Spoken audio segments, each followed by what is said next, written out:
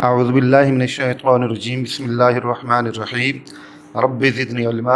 ऐ अल्लाह मेरे इल्म में इजाफ़ा फरमा। अस्सलामु अलैकुम डियर स्टूडेंट्स, कैसे हैं? उम्मीद है खैरियत होगी। बच्चे, आज का जो हमारा टॉपिक है वो है लिविंग वर्ल्ड इन स्पेस। इस टॉपिक को शुरू करने से पहले थोड़ा सा हम ज़रा ओरिजिन ऑफ अर्थ को देख लेते हैं कि जब इस अर्थ की फॉर्मेशन हुई थी तो उस वक्त इस अर्थ की इन्वायरमेंटल कंडीशंस कैसी थी। Unfavourable for the all form of life, यानी अर्थ प्लैनेट जो था ये जस्ट एक आग के गोले की तरह था। उसको हम प्लाज्मा का नाम भी दे देते हैं। हाई टेम्परेचर था, ऑक्सीजन मौजूद नहीं थी। इसके अलावा बाकी जो कंडीशंस होती हैं वो भी टोटली तौर पर अनसूटेबल अनफेवरेबल थी for the survival of living organisms. With the passage of time climatic conditions के अंदर चेंजेस हुई, और जैसे जैसे चेंजेस के अंदर इजाफा होता गया तो बच्चे जमीन के ऊपर फिर मुख्तलिफ टाइप्स के एरियाज बनते गए।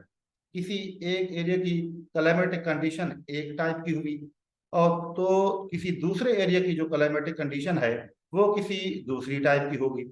तो जैसे ही ये इन्वायरमेंट में चेंजेस आई, क्लाइमेटिक कंडीशन चेंज हुई, अर्थ के ऊपर मुख्तलिफ टाइप्स के एरियाज बन गए। क्लाइमेटिक कंडीशन के हवाले से मुख्तलिफ टाइप्स के एरियाज बन गए। आज हम उन्हीं एरियाज को बायोम का नाम देते हैं। डेफिनेशन इसकी कैसे करते हैं? Biome is large regional community primarily determined bye climate, यानी ये वो लार्ज रीजनल कम्युनिटी होती है जिसको डिटरमिन करने में क्लाइमेट का रोल होता है। अच्छा बच्चे, बायोम और इकोसिस्टम के अंदर भी थोड़ा सा डिफरेंस होता है। जो इकोसिस्टम होता है that is localised community of organisms which interact to their environment, while biome is a large scale classification of organisms of related ecosystem, यानी कि जो मिलते जुलते इकोसिस्टम होते हैं जिनकी क्लाइमेटिक कंडीशंस ऑलमोस्ट कॉमन होती हैं, उनसे जो लार्ज स्केल एक एरिया बनता है ना, उसी को ही हम बायोम का नाम दे देते हैं। अब इसकी कई एग्जांपल हमारे पास हैं, जैसे ट्रॉपिकल रेन फॉरेस्ट है, ग्रास लैंड इकोसिस्टम है या ग्रास लैंड बायोम है, या फिर डेजर्ट बायोम है, फ्रेश वाटर बायोम है, मेराइन बायोम है। इस यानी कि बायोम की कंडीशंस लार्ज स्केल के ऊपर जो ना आमतौर पर कंसिडर की जाती हैं। बच्चे, बायोम के अंदर डेफिनेटली लिविंग ऑर्गेनिज्म रहते हैं। उन्हीं लिविंग ऑर्गेनिज्म में कुछ प्रोड्यूसर होते हैं, कुछ कंज्यूमर होते हैं, कुछ डीकम्पोजर होते हैं, माइक्रो ऑर्गेनिज्म भी मौजूद होते हैं। अब इन तमाम लिविंग ऑर्गेनिज्म को सरवाइव करने के लिए फूड की जरूरत होती है, और फूड को बनाना, मैन्युफैक्चर करना, ये प्रोड्यूसर का काम होता है। लिहाजा किसी भी एरिया के अंदर जो मेन सिग्निफिकेंस होती है वो उसके प्रोड्यूसर की होती है। अब प्रोड्यूसर की डिफरेंट टाइप्स होती हैं, जैसे प्लांट्स हैं, एल्गी है, और फोटोसिंथेटिक बैक्टीरिया हैं। और जो प्लांट्स हैं, all plants are producers but they have different types. उनमें से कुछ टाइप्स प्लांट्स की या प्रोड्यूसर की ऐसी होती हैं जिनकी तादाद उस एरिया के अंदर ज्यादा होती है, उनको हम कहते हैं मेजर टाइप्स ऑफ प्लांट्स।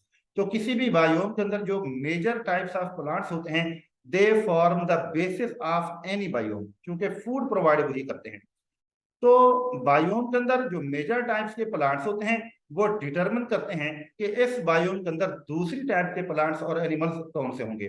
अगर किसी एक बायोम में मेजर टाइप्स के प्लांट्स चेंज हो जाएं तो उसी हिसाब से उसी बायोम के अंदर दूसरी टाइप्स के प्लांट्स और एनिमल्स भी चेंज हो जाते हैं। हर बायोम को बच्चे एक प्रॉपर नाम दिया जाता है, और उस नाम की बेस क्या है? That is the major types of plant, या समटाइम उसी बायोम को हम उस के कुछ स्पेसिफिक या मेजर फीचर्स को बुनियाद बनाकर भी दे सकते हैं। आज अगर बच्चे हम देखें तो दुनिया के अंदर जो लिविंग ऑर्गेनिज्म है उनकी तादाद बहुत ज्यादा है। इसी वजह से हम कहते हैं कि today living world is large size. मतलब क्या है लार्ज साइज का? इसमें लिविंग ऑर्गेनिज्म की तादाद भी ज्यादा है और लिविंग ऑर्गेनिज्म की टाइप्स भी ज्यादा है। अब लिविंग ऑर्गेनिज्म की बच्चे तादाद कैसे बढ़ती है? By the process of reproduction. और लिविंग ऑर्गेनिज्म की जो टाइप्स हैं, वेराइटीज हैं, उनके अंदर इजाफा कैसे हो जाता है? By the process of evolution. तो जब से ये अर्थ की फॉर्मेशन हुई है, नए नए एरियाज क्लाइमेटिक कंडीशंस के हवाले से बने हैं। तो बच्चों, इन नए एरियाज के अंदर मुख्तलिफ टाइप के ऑर्गेनिज्म की रिप्रोडक्शन हुई, जिसके नतीजे में उनकी तादाद बढ़ी। फिर उन्हीं ऑर्गेनिज्म के अंदर एवोल्यूशनरी प्रोसेस हुआ, जिसके नतीजे में उनकी वेराइटीज के अंदर इजाफा हुआ, और इसी इजाफे की वजह से ही आज सारी दुनिया जो है इन्हीं लिविंग ऑर्गेनिज्म से ऑलमोस्ट फिल है। These living organisms are found in almost all parts of the world.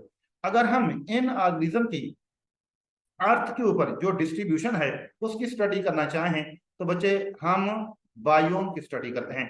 Biome की स्टडी से इन ऑर्गेनिज्म की डिस्ट्रीब्यूशन का जो एक आइडिया है वो डेवलप हो जाता है।